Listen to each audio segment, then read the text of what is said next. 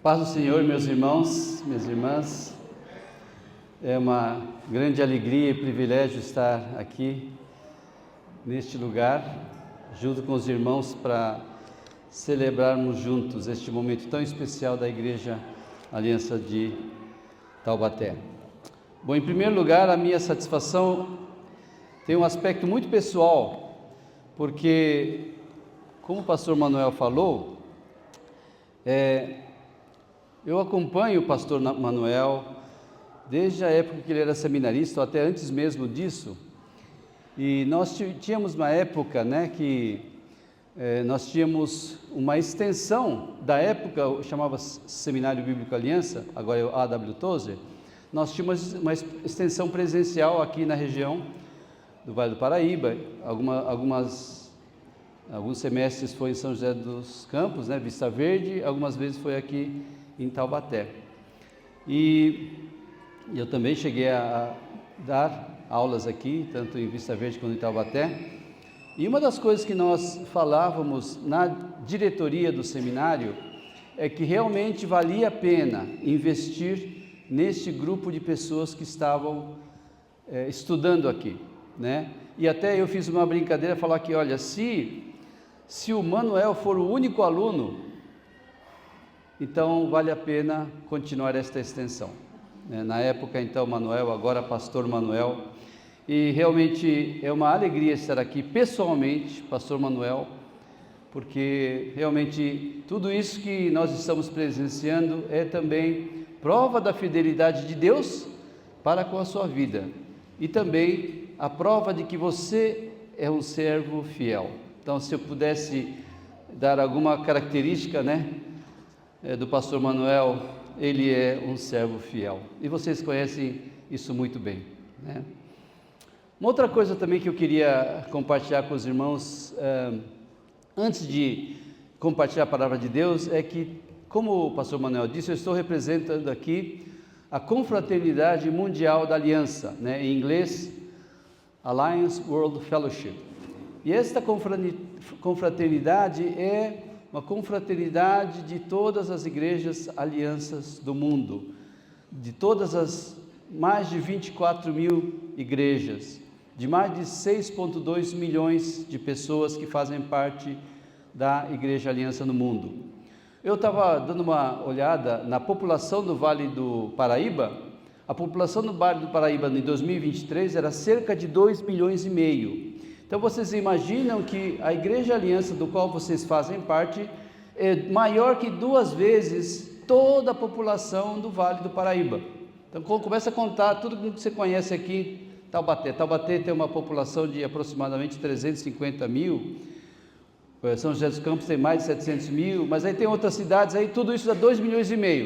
Nós estamos falando de mais de 2 vezes, 6,2 milhões. Então, alegrem-se também porque vocês fazem parte desta família.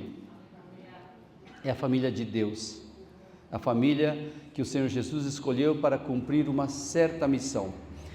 E claro, existem muitas igrejas muito abençoadas e muito boas que seguem Jesus Cristo, e existe uma igreja chamada Igreja Aliança Cristã e Missionária.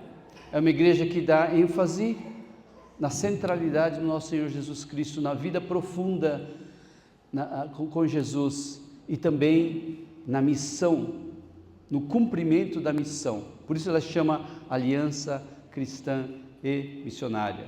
E uma coisa que me alegra muito também é que esta igreja, Aliança do Taubaté, é uma igreja que faz jus a este nome. É uma igreja missionária, é uma igreja que tem visão missionária, tem compromisso missionário, é uma igreja que investe em missões, por meio da oração, por meio do envio, por meio do sustento. Então também é uma grande alegria poder estar aqui para também verificar em loco, como a igreja tem crescido, como a igreja tem sido abençoada pelo Senhor nesta caminhada. Este momento de inauguração de um novo templo é sempre um momento importante para que nós possamos refletir sobre a natureza O que é a igreja? O que é o templo? E como o próprio pastor José Adilson já falou, a igreja não é o templo, a igreja não é a construção, a igreja somos nós, você e eu, vocês são a igreja do nosso Senhor Jesus Cristo. E é nesta casa espiritual que Deus vai habitar. Como está escrito, né? Em primeiro livro de Pedro, capítulo 2, versículo 5. E também vocês, como pedras que vivem, são edificados casa espiritual para serem sacerdócio santo, a fim de oferecerem sacrifícios espirituais agradáveis a Deus por meio de Jesus Cristo. Então esse templo que inauguramos hoje, ele simboliza algo muito maior do que as paredes e telhados, ou forros que também daqui a pouco vai ter. Cada um representa aqui a nossa união como pedras vivas. Vocês, como pedras que vivem, diz Pedro, pedras vivas, é parte de uma construção espiritual onde Deus habita. É aqui que nós nos reunimos como família, como comunidade de fé, para adorar, servir e amar uns aos outros. E essa analogia, né, que Pedro faz com o próprio templo, né, vocês, como pedras que vivem, são edificados casa espiritual. A palavra casa espiritual, neste caso, ele significa o templo do Espírito Santo, Shekinah, a glória de Deus que habita na sua igreja, na igreja de Deus. E nós somos como pedras que vivem.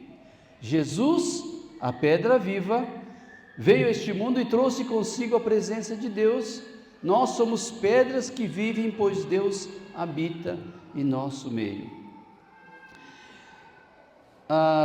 Hoje isso não fica tão claro, né? Mas as construções da época de Jesus, as construções de pedra do Império Romano, eles eram construídos pedra sobre pedra, e às vezes você tinha arcos que eram construídos também pedra sobre pedra, e esses arcos, assim, olha, eles não tinham nada que juntasse eles, não tinha argamassa, não tinham nenhuma estrutura de ferro, era só pedra encaixada sobre pedra, né? E as abóbodas também, isso é uma característica muito engenhosa dessas construções. Você conseguia construir abóbodas com pedras sobre pedras, e eles ficavam encaixadas umas nas outras de tal maneira que o peso da própria abóboda, ele segurava então toda a construção. E assim, eu tive a oportunidade de visitar Israel, também Egito e alguns outros lugares onde existiam construções da época do Império Romano, e realmente é uma coisa muito impressionante, é que essas pedras eram cortadas com muita precisão e se encaixavam, não eram iguais, né? Eles se encaixavam de tal maneira que criavam um suporte muito forte, né? Uma estrutura muito forte. Então, nesse sentido, quando você tem uma coisa assim, pode vir terremoto, pode vir, esse negócio não cai, como já aconteceu, essa região sofreu muitos terremotos ao longo dos séculos e esses prédios continuam de pé. Agora, se você vai lá e pega uma pedra que está lá no meio e tira essa pedra, vamos dizer que você vai com uma máquina e tira essa pedra, então essa estrutura vai desmoronar. E Pedro estava justamente fazendo alusão a este fato, de que esta construção de pedra, ela estava ali de pé, porque pedra sobre pedra estavam apoiando uns aos outros. E assim é a igreja. É assim a igreja. Então, cada um de vocês, na realidade, são pedra espiritual. E o irmão que está do seu lado depende de você, e você depende do irmão que está ao seu lado, para que essa construção, chamada casa espiritual do Senhor, ele permaneça de pé. Não é uma imagem maravilhosa essa de Pedro? Então, e aí você pensa assim, puxa, então uma pedra é tão importante, e como é que é a igreja do nosso Senhor Jesus Cristo? Isso significa que você e o seu irmão têm um relacionamento tão profundo, tão íntimo, tão pessoal, que um não pode viver sem o outro. Assim como a pedra, se você tirar, ele vai desmoronar a construção. A igreja é um lugar onde, se o irmão não estiver lá, ela não vai ser a mesma coisa. Ela pode até desmoronar. Vocês compartilham a vida juntas, compartilham decisões juntos, compartilham lutas privadas, compartilham emoções, compartilham dinheiro, vocês compartilham casa, compartilham ajuda prática, compartilham tudo. Esta é a igreja do nosso Senhor Jesus Cristo, a casa espiritual. Que coisa maravilhosa. E eu sei que a igreja de Taubaté tem muito desta característica. E espero que continue assim, mesmo que a igreja continue crescendo. O fato da construção ser muito grande não significa que cada pedra tem significado menor, não. Cada pedra continua sendo muito importante para toda a estrutura. E assim, irmãos, você também é muito importante para que esta casa espiritual possa se manter de pé. E por isso que eu realmente encorajo vocês a poderem se congregar nessa igreja, com esse sentimento que vocês fazem parte de uma família, que estão assim unidas, fortemente pelo amor de Cristo. Olha só que imagem maravilhosa que Lucas relata da igreja primitiva, em Atos capítulo 4, 32 a 35. Da multidão dos que creram era o coração e a alma. Ninguém considerava exclusivamente sua nenhuma das coisas que possuía. Tudo, porém, lhes era comum. Com grande poder, os apóstolos davam testemunho da ressurreição do Senhor Jesus, e em todos eles havia abundante graça. Não havia nenhum necessitado entre eles, porque os que possuíam terras ou casas, vendendo-os, traziam os valores correspondentes e os depositavam aos pés dos apóstolos. Então se distribuía a cada um conforme a sua necessidade. Que texto inspirador! Esse texto mostra uma comunidade de fé verdadeiramente unida, onde o amor e a generosidade são vividas de uma maneira prática e também muito poderosa. Eles eram de um só coração e uma só alma, não apenas em palavras, mas em ação concretas, de cuidado, de partilha.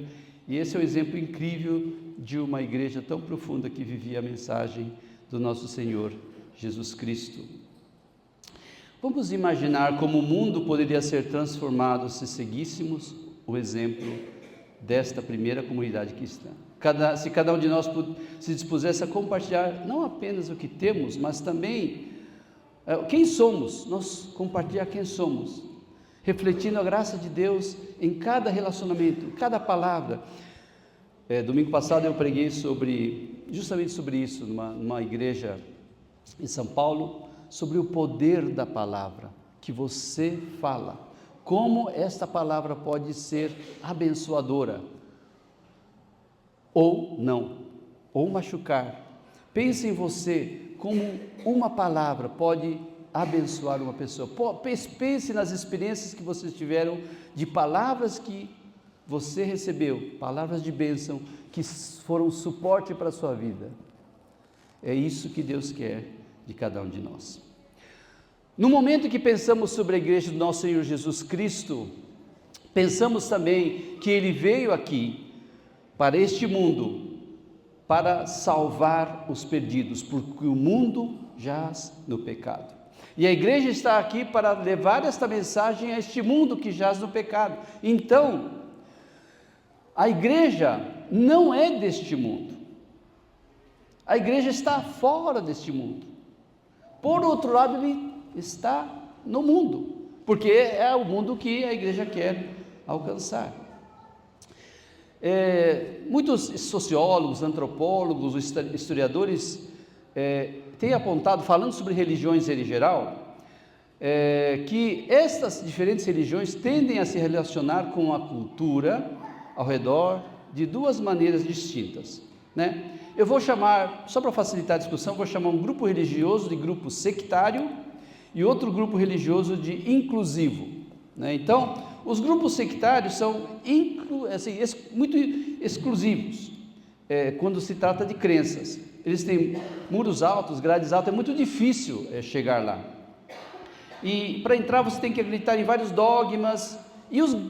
Ou por outro lado, os grupos religiosos inclusivos quase não têm requisitos doutrinários. A maioria dos grupos religiosos que conhecemos hoje se enquadra em uma dessas categorias. Eu posso citar, por exemplo, o budismo japonês. O budismo japonês é muito diferente do budismo original da Índia.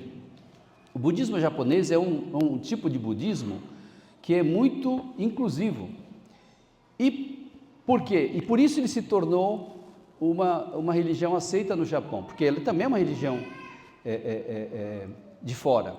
Mas se você for ver o que eles ensinam, o budista japonês ensina, ele é muito diferente dos ensinos originais de Buda e do budismo que se crê em outros lugares do mundo.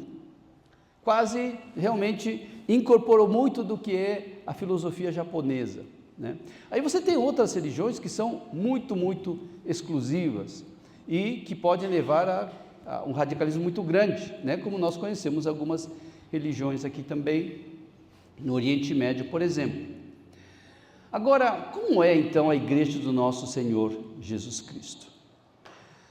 Aqui em Pedro, capítulo 2, 1 Pedro, capítulo 2, versículo 11, diz assim: Amados, peço a vocês, como peregrinos e forasteiros que são, que se abstenham das paixões carnais que fazem guerra contra a alma. Então Pedro está dizendo que quando você se torna um cristão, você se torna um estrangeiro. Não importa quem você seja, você se torna um estrangeiro no seu próprio país. Existe um escritor pagão muito conhecido chamado Suetônio. Ele era um filósofo, né? Pensador do Império Romano, e ele tinha a seguinte opinião sobre os cristãos. Ele dizia que os cristãos eram de outro gênero. Ele usou a palavra grega gênero, que é a palavra para espécie. É como se não fosse ser humano, o cristão. E por que ele dizia isso? Ele diz porque os cristãos não apenas mantinham o seu cristianismo privado, mas também moldavam a maneira como eles viviam culturalmente. Eles eram uma raça escolhida. E a palavra santo significa justamente isso, né? Ser separado. Num certo sentido, o cristianismo no Império Romano se tornou uma contracultura. Por exemplo, os cristãos, na época do Império Romano, eles não iam à luta dos gladiadores, onde todos os romanos iam, não iam. Os cristãos, eles não serviam no exército para apoiar as conquistas, as guerras de conquista de César. Os cristãos não faziam isso. Também eles eram contra o aborto e o infanticídio, que eram práticas consideradas legítimas naquela época. Eram contra. Então, quando você tinha um bebê e o recém-nascido não era do sexo que você desejava, normalmente sexo feminino, então você poderia jogá-la fora e simplesmente deixá-la morrer. Isso era uma prática do Império Romano que era aceitável. Também, este grupo chamado cristão, eles empoderavam as mulheres, permitiam as mulheres participar na liderança de maneira muito diferente do resto da sociedade. Isso estamos falando de 2000 anos atrás. Eles eram contra o sexo antes do casamento, que era comum também naquela época, como é hoje em dia, ou fora do casamento, né? Podemos dizer assim. Também eles eram contra a prática homossexual, o que também era comum naquela época. Eles eram radicalmente a favor dos pobres. Eles davam aos pobres de maneira muito mais generosa do que os gregos e romanos faziam.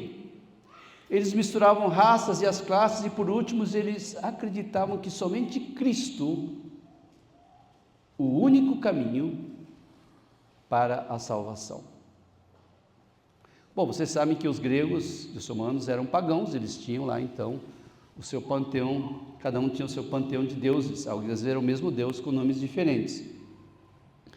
Todo mundo tem o seu próprio Deus, sua própria religião, eles eram politeístas, pluralistas, e aí aparece Jesus que diz os cristãos dizendo que Jesus é o único caminho para a salvação. Que então ninguém jamais tinha visto um grupo desse tipo. um grupo de pessoas que se apegassem a práticas tão diferentes. Eles eram estrangeiros naquele mundo, mas eles não eram alienados. É como existe uma palavra que é o estrangeiro residente. Eu vou falar um pouco mais sobre isso, mas vamos pensar assim, olha, eles rejeitavam esportes sanguinários, eles rejeitavam o militarismo, eles empoderavam as mulheres, eles favoreciam a união de raças, de classes, eles serviam radicalmente aos pobres. Hoje, se a gente for identificar um grupo que faz esse tipo de coisa, ou que prega esse tipo de coisa, somos chamados progressistas, não é? Por outro lado, proibir o aborto, proibir o sexo fora do casamento, proibir práticas homossexuais, insistir que Jesus é a única forma de salvação. Quem são esses? São os conservadores. Nossa, meus irmãos, nós não podemos ser rotulados pela sociedade. A sociedade não pode dizer que a igreja do nosso Senhor Jesus Cristo é XYZ, fazendo com que a sociedade traga a igreja para perto daquilo que eles querem que todo mundo pense que somos. E a igreja hoje em dia, ela está sendo usada por massa de manobra, por políticos inescrupulosos que usam a igreja para o seu benefício, que é obter votos e se eleger. Não pensem vocês que eles estão muito preocupados com os valores que a igreja prega. Eles estão preocupados em manter o poder. Então, meus irmãos, eu quero que realmente nós tenhamos clareza de que nós, como igreja do nosso Senhor Jesus Cristo, nós somos um corpo vivo que é a parte deste mundo. Nada que não é de Cristo pode se associar ao que é de Cristo. Por outro lado, a igreja de Cristo estará neste mundo para fazer diferença. E as pessoas vão ver, por meio das palavras e por meio das ações, que essa igreja do Senhor Jesus Cristo é realmente algo que eles não conhecem, porque é muito e totalmente diferente do que o mundo é. E é isso que Pedro está falando para os cristãos espalhados na diáspora e também está falando para nós hoje. Então ele diz assim, de novo, Pedro 2,11: Amados, peço a vocês como peregrinos e forasteiros que são, que se abstejam das paixões carnais que fazem guerra contra a alma. Então essas duas palavras aqui no versículo 11 eram palavras gregas muito específicas, que tinham um significado muito técnico, significavam estrangeiros residentes, não turistas nem visitantes, nem pessoas que vieram por alguns anos, iriam ganhar dinheiro e voltar para casa. Eles estavam lá para ficar de forma permanente, mas eles não eram daquele país. E nós somos isso também. Nós temos um pé neste mundo e um pé na eternidade. Enquanto estivermos aqui neste mundo, nós queremos fazer diferença neste mundo. Nós queremos ser instrumento de Deus para abençoar as nações. E essa Igreja Aliança do Paraíso é do Tatuapé. Taubaté.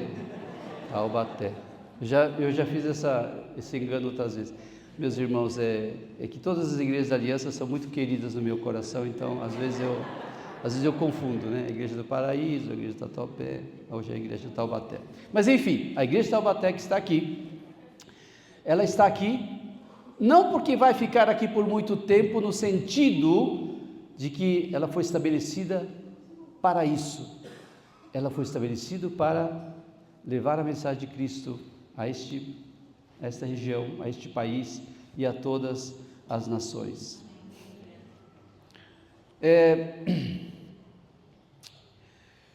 E aqui eu creio que existe outro aspecto muito importante, né? Pedro 2,12 diz assim, tendo conduta exemplar no meio dos gentios, para que quando eles os acusarem de malfeitores, observando as boas obras que vocês praticam, glorifiquem a Deus no dia da visitação. E está dizendo, olha, vocês vão fazer coisas boas, mas eles vão acusar vocês de malfeitores. Por quê? Porque o mundo, ele não entende o que é a igreja, o que é a igreja do nosso Senhor Jesus Cristo. Então, num certo sentido, nós somos peregrinos e forasteiros por causa disso. Mas, ao mesmo tempo, e por isso, nós não vamos ser absorvidos por esta sociedade, por um lado. Você sabe que a sociedade brasileira, ela tem uma matriz étnica, né, que são os brancos, negros e índios. Essa é a matriz étnica brasileira, do brasileiro. E a sociedade brasileira é formada, é Darcy Ribeiro, né, que diz isso, ela é formada a partir dessa matriz étnica. E eu, por exemplo, sou japonês, então não sou parte, sou filho de japonês, sou brasileiro, mas não faço parte dessa matriz étnica. Então, para mim é uma coisa interessante de usar como exemplo, porque, no fundo, eu sou brasileiro e tenho passaporte brasileiro, e só tenho passaporte brasileiro, aquele azulzinho. No entanto, e não tenho passaporte japonês, então eu sou brasileiro. No entanto, ainda hoje, né, o pessoal me chama de japonês. Não, eu sou brasileiro, meu irmão. Não, japonês, mas tudo bem. Eu acho que esse é um exemplo assim, interessante, porque realmente a igreja está aqui como cidadão dessa terra, mas no fundo é um cidadão do céu. No que eu estou dizendo que japonês é cidadão do céu, hein, pessoal? Só uma comparação, tá? E está dizendo, olha, vocês vão ser perseguidos, eles vão acusar vocês de malfeitores. Mas existem pessoas que, mesmo não sendo cristãs ou crentes, eles entendem o que é bom. Por quê? Porque foram feitos à imagem e semelhança de Deus, mesmo que essa imagem e semelhança de Deus esteja corrompida. As pessoas entendem, mesmo sem ser cristão, o que é bom, o que é amar, o que é perdoar, como isso é bom. Então, vocês, por meio daquilo que vocês fazem, vocês vão poder, apesar de ter gente que vai acusar de malfeitores, vocês vão ter também gente que vai observar as boas obras e vão glorificar a Deus no dia da visitação. Eles vão reconhecer que aquilo que a igreja de Jesus Cristo faz é bom.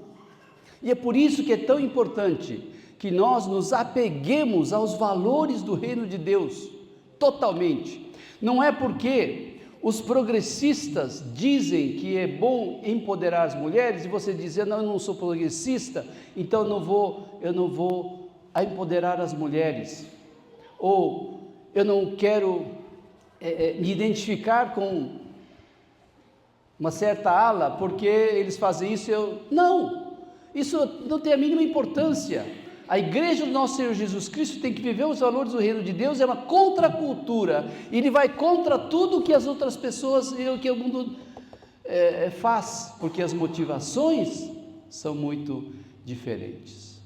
A motivação você vai fazer isso porque você ama Deus em primeiro lugar. Então essas pessoas vão achar, de repente, que os cristãos fazem mal para a sociedade, mas depois eles vão verificar que não é assim. Vocês sabem da história de Banda Aceh, que é uma região que foi muito afetada por aquele tsunami da Indonésia, faz muitos anos atrás. Vocês lembram disso? Interessante, porque na época que esse tsunami aconteceu na Indonésia, um dos nossos pastores, chamado pastor Joseph, ele mobilizou vários médicos, inclusive médicos não cristãos, para ir para lá, para poder ajudar o que estava acontecendo ali, né? E aí o que aconteceu é que esses cristãos foram para essa Banda Aceh, que era um dos lugares com maior porcentagem de muçulmanos, porque a Indonésia é um país muçulmano, mas existem entre os muçulmanos aqueles que são radicais e que perseguem, e essa região de Banda Aceh era realmente uma região que tinha muitos que perseguiam cristãos de uma forma muito violenta, e veio o tsunami, e aí foram os cristãos, e tinha muito cristão, muito mais do que de qualquer outra religião, inclusive dos muçulmanos. E tem uma música muito, muito famosa, que ficou famosa naquela época, que era música de uma pessoa que é muçulmana, cantando, ó Deus, porque o Senhor nos abandonou, perguntando para Alá, por que Alá os abandonou? E por que os irmãos dela abandonaram? Porque se você for ver a história desse trabalho dos cristãos na Imandaché, você vai ver que, primeiro, a maioria esmagadora das pessoas que foram lá apoiar a restauração da comunidade em Imandaché eram cristãos. Segundo, o fato importante é que esse apoio continuou por muitos anos e continua até hoje. Então, num certo sentido, isso que aconteceu lá foi uma tragédia. Mais de 200 mil pessoas morreram. Na época, o pastor Joseph me falou, olha, estão dizendo nos noticiários que morreram 5 mil, 10 mil, 20 mil, não é isso. Ele mesmo, naquela época, ele falou, olha, são mais de 200 mil pessoas. E isso não está sendo falado porque o governo não quer que esse tipo de informação seja divulgado. E depois de alguns anos, realmente com a contabilização, se chegou a esses números absurdos. Mas tudo isso para dizer o quê? Tudo isso para dizer que o cristão que foi lá não estava preocupado se aqueles que estavam lá, eles perseguiram os cristãos, machucaram os cristãos. Não, eles estavam lá porque aquilo era o que eles deveriam fazer como filhos de Deus. E foi isso que transformou aquela região de um lugar que tinha era muito violento contra o cristianismo, para um lugar que se transformou em um lugar aberto ao cristianismo. Sabe que o povo, as pessoas são formadas à imagem e semelhança de Deus, todas as pessoas, cristãos e não cristãos. Só que o pecado faz com que essa imagem e semelhança de Deus, ele seja corrompido. E Jesus Cristo veio justamente para que essa imagem seja restaurada. Mas aquela imagem e semelhança de Deus está em cada pessoa. E por isso que cada pessoa é tão importante. Cada pessoa, cada ser humano, ele é tão especial, digno, porque foi formado à imagem e semelhança de Deus, mesmo sendo pecadores. E é por isso que Jesus Cristo morreu por cada um deles. Bom, para terminar, Jesus Cristo é a pedra angular. E é aqui que obtemos o poder para fazer isso, para tornarmos uma igreja que faz diferença neste mundo. Em primeiro lugar, você tem que admitir, a pedra angular é Jesus Cristo.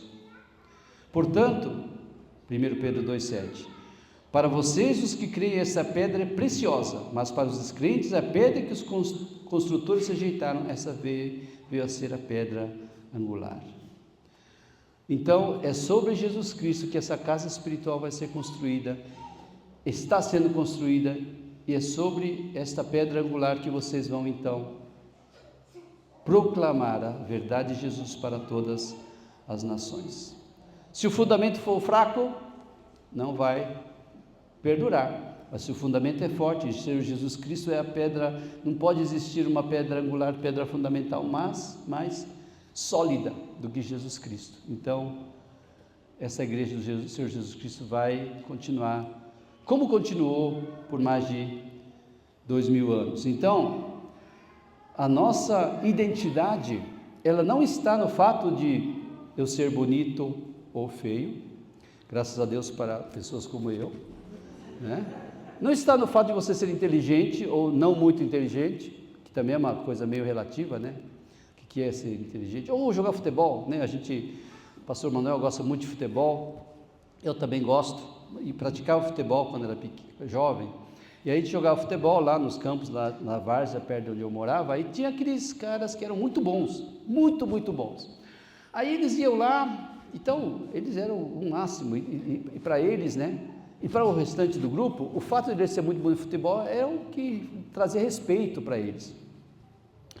Bom, aí o que acontecia? Esse pessoal ia lá na peneira lá do Palmeiras, Corinthians, até da Portuguesa, e não passava. Não passava porque tinha jogadores melhores. Então aí a identidade deles, como pessoas que estavam baseadas no fato de jogarem bem o futebol, ficava abalado. Então, pessoal, se nós basearmos a nossa identidade em alguma coisa desse tipo, em algum momento você vai se frustrar. Se você acha que é muito bom em alguma coisa, você vai encontrar alguém que é melhor nesse negócio aí. Então, mas graças a Deus que não é assim que funciona a igreja de nosso Senhor Jesus Cristo. A identidade que nós temos está em Cristo. E essa identidade tem tudo a ver com os dons e talentos que Deus tem para você. Por isso que você é único e você tem um papel, cada um de vocês tem um papel primordial. Sem você, essa igreja não vai estar suportada. Pense nisso, meus irmãos. Vocês, cada um de vocês, são muito, muito importantes como pedra espiritual desta construção, que é a casa do nosso Senhor Jesus Cristo. E para terminar, Ele é a pedra que vive, rejeitada pelos homens, mas realmente eleita e preciosa. Muito obrigado, viu, meu irmão? Realmente tem essa característica de transpirar. Pois é, também no versículo 6, eis que põe em Sião uma pedra angular eleita e preciosa, e quem nele crer não será envergonhado. É uma pedra preciosa. Afinal, Jesus Cristo, Criador dos céus e da terra, Ele estava no momento da criação deste universo. Esse é Jesus Cristo, Deus. Então, não é simplesmente dizer, não, eu acredito que Jesus Cristo morreu na cruz. Não, nós estamos falando de um Senhor que é todo-poderoso, esteve no momento da criação dos céus e da terra, porque Ele foi o Deus Criador dos céus e da terra.